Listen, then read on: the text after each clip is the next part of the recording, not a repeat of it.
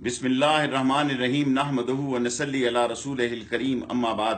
میں ان کو اسمبلی میں سمجھاتا تھا کہ یہ قوم عاشق نبی صلی اللہ علیہ وسلم ہے اور حضور کی شان میں ختم نبوت کے مسئلے میں حضور صلی اللہ علیہ وسلم کے لیے، اس کی نبوت کے لیے لوگ جان دے سکتے ہیں۔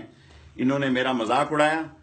آج انہوں نے اور نااہل وزیر اعظم کے نااہل جانشین نے سارے ٹی وی اسٹیشن بند کر دیے، سارا سوشل میڈیا بند کر دیا، اور 70 شہروں میں اس وقت یہ ہنگامہ پھیل چکا ہے۔ اور آج اگر ایک زاہد حامد کو 20 دن پہلے مستعفی کر دیتے اور راجہ ظفر اللہ کی رپورٹ آ جاتی تو کوئی قیامت نہ آ جاتی۔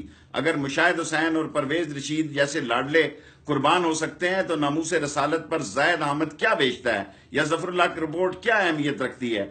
میں پاک فوج کے چیف نے جو بیان دیا ہے اس کو بھی سراہتا ہوں، اور میں لوگوں سے اپیل کرتا ہوں کہ وہ امن کا دامن ہاتھ نہ چھوڑیں، اور میں سب لوگوں سے اپیل کرتا ہوں کہ ایک دوسرے کی جان و مال کی حفاظت کریں، اور زاہد حامد کا فوری مستعفی اور اس کے ساتھ جو دوسرے لوگ ہیں ان سب کا استعفیٰ لیں، اور اس ملک کو اس آگ سے بچائیں۔ اللہ تعالیٰ پاکستان کا حامی و ناصر ہو۔ ختم نبوت زندہ باد، پاکستان زندہ باد۔